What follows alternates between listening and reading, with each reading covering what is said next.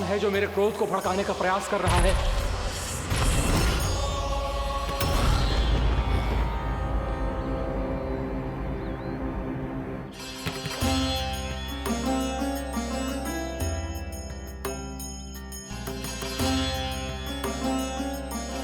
अभी क्या देखा मैंने?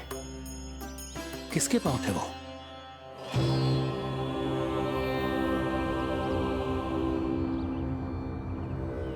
मैं आप सबका कष्ट हरूंगा।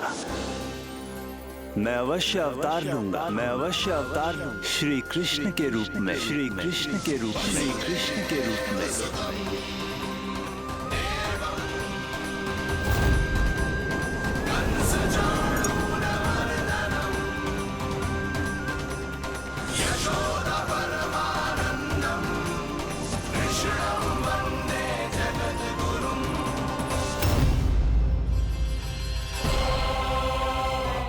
नहीं, नारायण चोरी नहीं कर सकते। अवश्य ये कोई पाखंडी है। यदि मेरा आभास सही है तो अब न ये मेरे क्रोध से बच पाएगा और न ही मेरे श्राप से। न ये मेरे क्रोध से बच पाएगा और न ही मेरे श्राप से।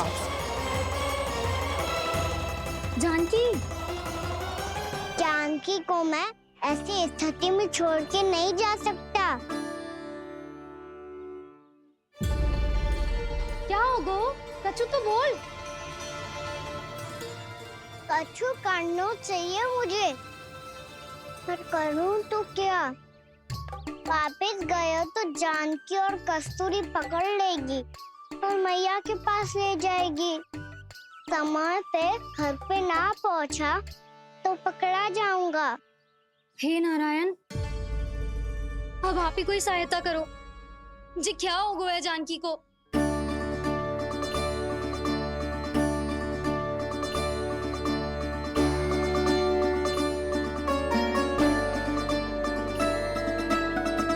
कस्तूरी, कस्तूरी, कस्तूरी।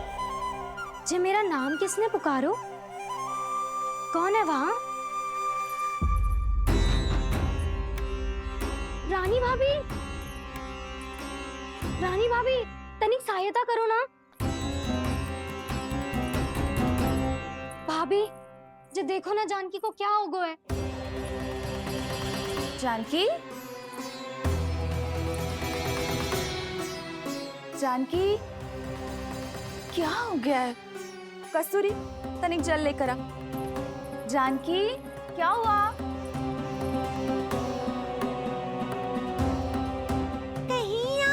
तो नहीं सोच रहे प्रभु कि बड़ी माँ थोड़ी देर में मैया को भी यहाँ बुला लेंगी? हाँ, और तब मैं निश्चिंत होकर घर जा पाऊंगा। पर प्रभु, यदि मैया को घर से निकलने से पहले ही पता चल गया कि आप घर पर नहीं हैं, तो क्या होगा? ना, कुछ तो गड़बड़ है। कहीं चोट लगने का तो प्रभाव ना है कि जे इतना सो रहा है। यदि मैया को आपकी अनुपस्थिति का पता चल गया तो क्या करेंगी वो? यशोदा, मुझे लगता है कि तुम्हारा मन आजकल ढूंढने लगो है कि कहीं से तुम्हें चिंता मिल जाए और तुम उसे व्यर्थ में ही ले लो। कहना क्या चाहते हो आप? यही कि तुम्हारा लल्ला कितनी शांति से सो रहा है और तुम यहाँ उसकी चिंता कर रही हो। अरे सुबह की चोट को तो कब का भूल गए हो। तुम ही बताओ, तनिक भी पीड़ा होती इसे तो इतनी शांति से सो पाते हो? ना। तो बस, तो फिर चिंता मत ही करो। मैं रहूंगा ना इसी कक्ष में, ध्यान रखूंगा उसका। तो जे बोलो ना, आपको भी कान्हा के जैसे चादर तान के सोनो। अरे ना, भरी दोपहर में कोई सोता है क्या भला? पक्की बात? हाँ, पक्की बात। मैं लल्ला को ध्यान रखूंगा, तुम चिंता मत करो। हाँ हाँ हाँ, ठीक है। वैसे भी मुझे बहुत कार्य है। इतना सारा माखन इकट्ठा होगा है, पुराना होने से पहले इन सब का घी निकालना है। जानकी कह रही थी आएगी सहायता करने, तो कहीं ना है।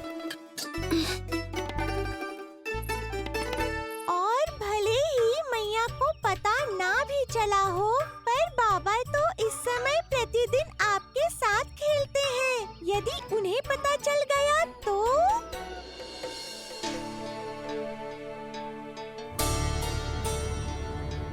देखा मैया कितनी चिंता करती है तेरी। एक बार बाबा को पता चल गया तो फिर मैया को तो पता चलना ही है। उनसे अधिक देर तक छिपा नहीं पाएंगे बाबा।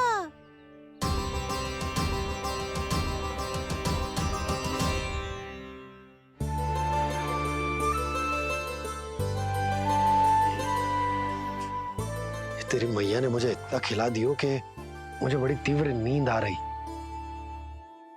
मैं यहीं तेरे साथ तनिक विश्राम कर लेता हूँ।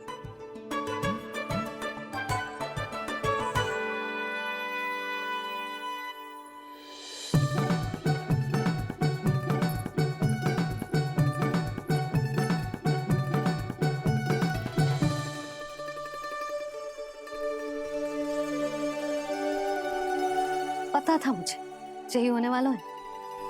दोनों बाबा लल्ला आनंद से नींद लो, मुझे बहुत सारा कार्य करना है। चाहे बाबा को पहले पता चले या मैया को, आपके लिए तो दोनों ही स्थितियों में संकट है प्रभु। तीनों स्थितियों में मूली, तीसरी स्थिति कौन सी प्रभु? वो भी तो पधार रहे हैं। वो कौन? जगत विख्यात महर्षि, अत्यंत क्रोधित स्वभाव वाले। प्रभु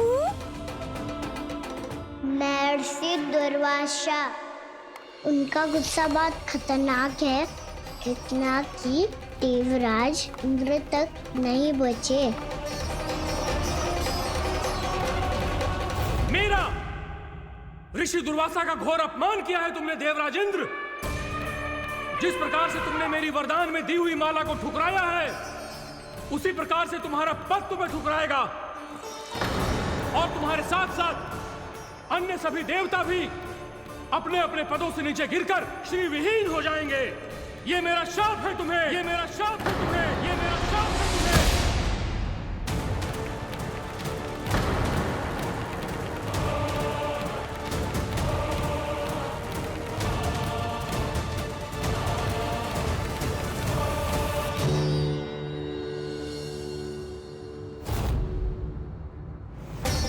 उनकी अर्धांगिनी को भी उनकी क्रोध का सामना करना पड़ा।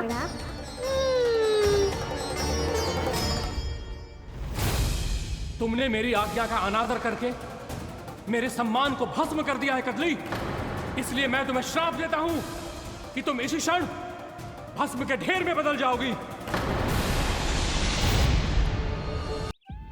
ये क्या किया महर्षि आपने? इंद्र को भी नहीं छोड़ा, देवताओं पे भी दया नहीं की आपने, और अब मेरी पुत्री को अपनी क्रोधाग्नि से भस्म कर दिया। मैं आपकी संवेदनाओं को समझता हूं ऋषिवर, परंतु यदि मैंने देवताओं को श्राप न दिया होता तो समुद्र मंथन भी न होता और उन्हें अमृत भी न मिलता। और अब मेरे श्राप से आपकी पुत्री और मेरी पत्नी कदली फल बनेगी, और श्री विष्णु जी की कृपा से सभी पूजाओं में सबसे अधिक प्रयोग होने वाले फल होने का सम्मान प्राप्त होगा उसे।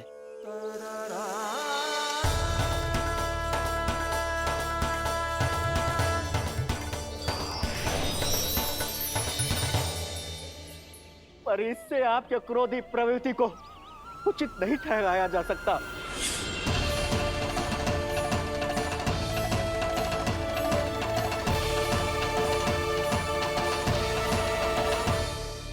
पर प्रभु, आपको उनसे संकट क्यों है?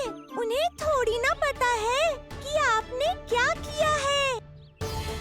उनकी तपस्या की शक्ति को कम मत आगो मुरली, उन्हें सब पता चल चुका है। फिर तो फंस गए बुरी तरह से।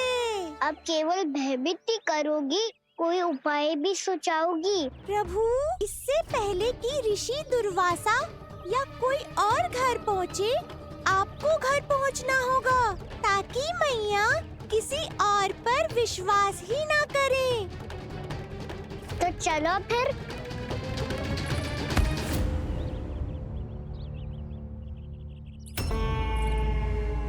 कान्हा, लगी तो नहीं तुझे?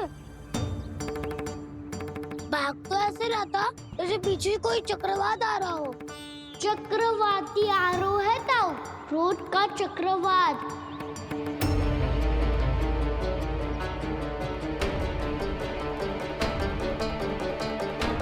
कैसे संभालूंगा मैं महर्षि दुर्वासा को?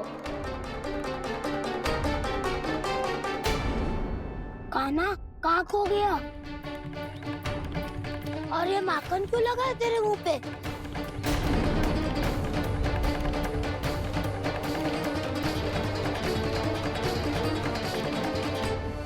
माखन, तुम सब यहाँ क्या कर रहे हो? मैंने तुझे चुपचाप घर से निकलते हुए देखा, तो मैं इन सब को एकत्र करके तुझे ढूंढने निकल पड़ा। देखो देखो, उसके मुंह के साथ उसके वस्त्र पर भी माखन लगा है। लगता है माखन खा के ना माखन में डुबकी लगा के आए हो कान्हा। कहाँ से? अकेले अकेले चला गो अपने पक्के सका से, पूछे तक ना तूने। मुझे भी ले चलता कान्हा, मेरी मैया तो बिना पूछे माखन सुने भी नहीं देती। मुझे ऐसा क्यों लग रहा है कान्हा कि तूने माखन चोरी चुप के खाया है, और वो भी किसी अपरिचित के घर से। कान्हा, किसी अपरिचित घर से ना खायो। मैं तो जानकी के घर गया था चुपके माखन खाने। हैं? प्रभु, अपना भेद स्वयं ही बता दिया सबको। मेरा अर्थ है कि जानकी का घर खुला था, तो मैं भीतर चले गयो। ना पूछे, पर वो तो सो रही थी ना, इसके लिए मैंने माखन बिना पूछे ही खा लियो। इसी को तो चोरी करना कहते हैं कान्हा। चोरी? ताई जी को पता चल जाएगा तो क्या होगा तेरा?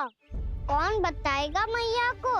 हम बताए या ना बताए, तेरे मुंह और वस्त्रों पे लगा माखन स्वयं ही बता देगा।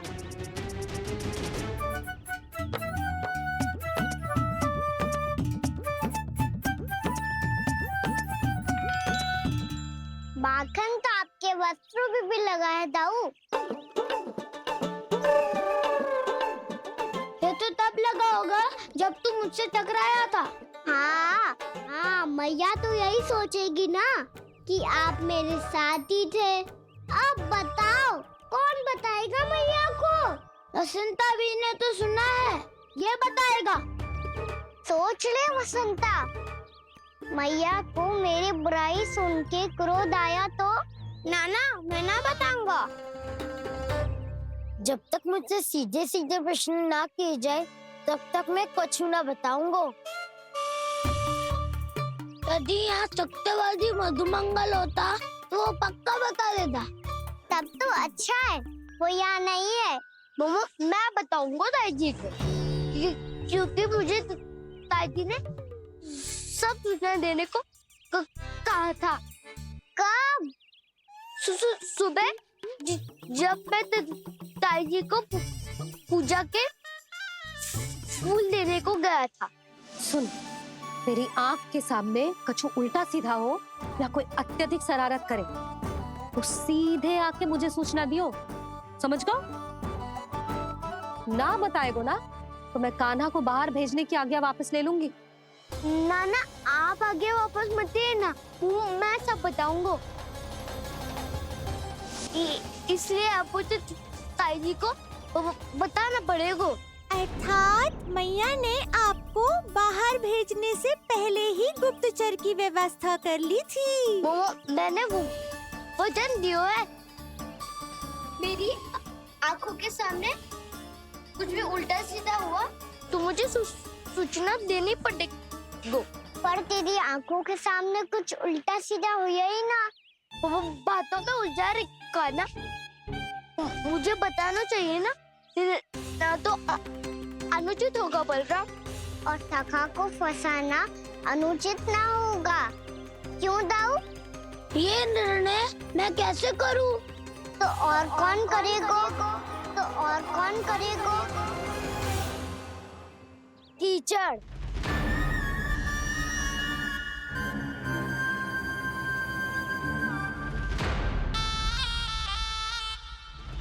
कीचड़ इन्हें कैसे करोगे?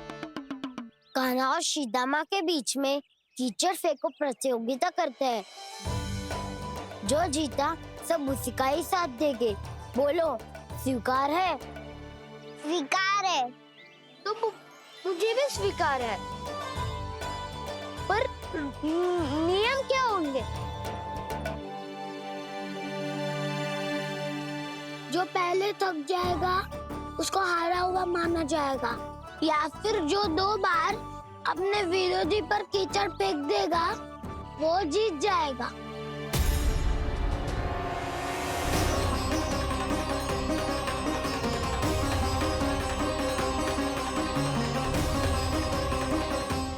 माखन चोरी की घटना के कारण महर्षि पहले ही क्रोधित है। अब कीचड़ से खेलता हुआ देखकर उन्हें और क्रोध न आ जाए। कहना, तेरा ध्यान कहाँ है? खेल आरंभ होने वाला है। अब चुनौती स्वीकार कर ली है तो खेलना तो पड़ेगा ही। तो फिर चलो।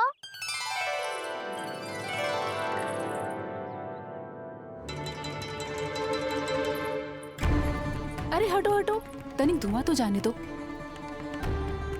को तनिक नजर उतार लूं मैं। अरे वैद्य जी उपलब्ध ना है, मथुरा गए हुए हैं। इसकी स्थिति का उपचार किसी वैद्य के पास भी ना होगा, पर मेरे पास है।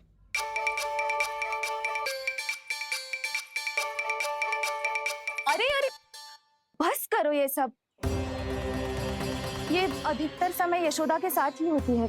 हो सकता है उसे कुछ पता हो। जाओ, कोई शीघ्र जाकर यशोदा को बुला लाओ। मैं बुला लाती हूँ। हाँ हाँ।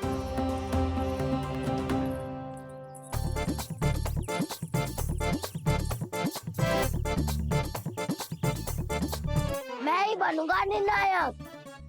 नाना, इसे ना बनना चाहिए। ये तो कान्हा के हाँ में हाँ मिलाता है। बलदाऊ को ही बनना चाहिए निर्णायक।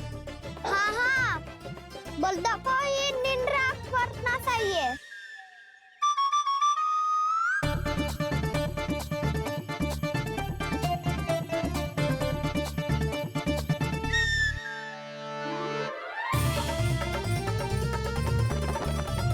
आरंभ करो।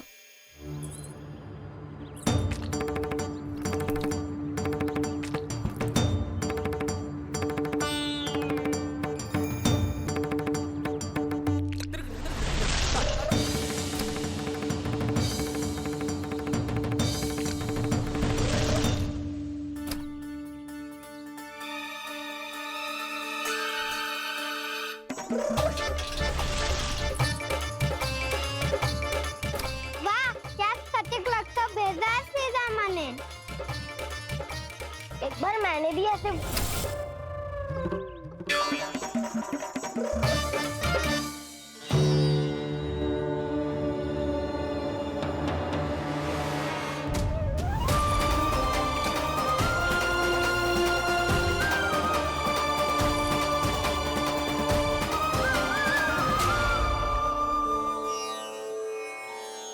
मैं बिल्कुल सही था। जो बालक सबके घरों से माखन चुराए, जो कीचड़ से खेले, वो नारायण का अवतार कदापि नहीं हो सकता। ये अवश्य कोई छलिया है जो कृष्ण होने का स्वांग कर रहा है। इसे इसके अपराध का बहुत कड़ा दंड दूंगा मैं। इसे इसके अपराध का बहुत कड़ा दंड दूंगा मैं। इसे इसके अपराध का बहुत कड़ा दंड दूंगा।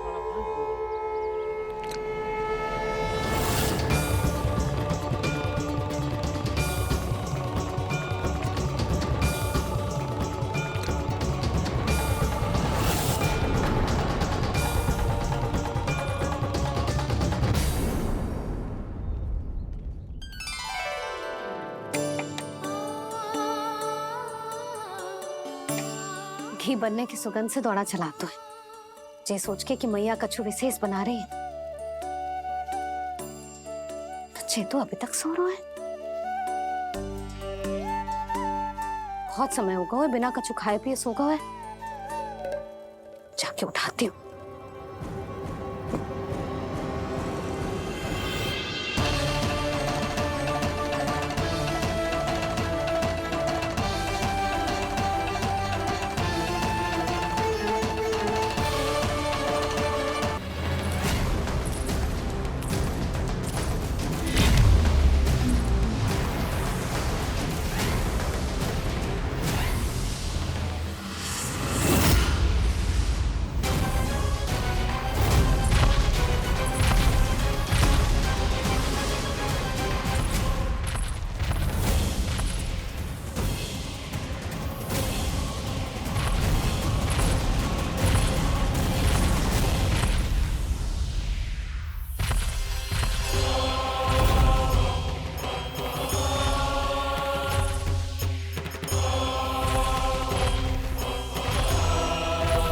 कौन है जो मेरे क्रोध को भड़काने का प्रयास कर रहा है?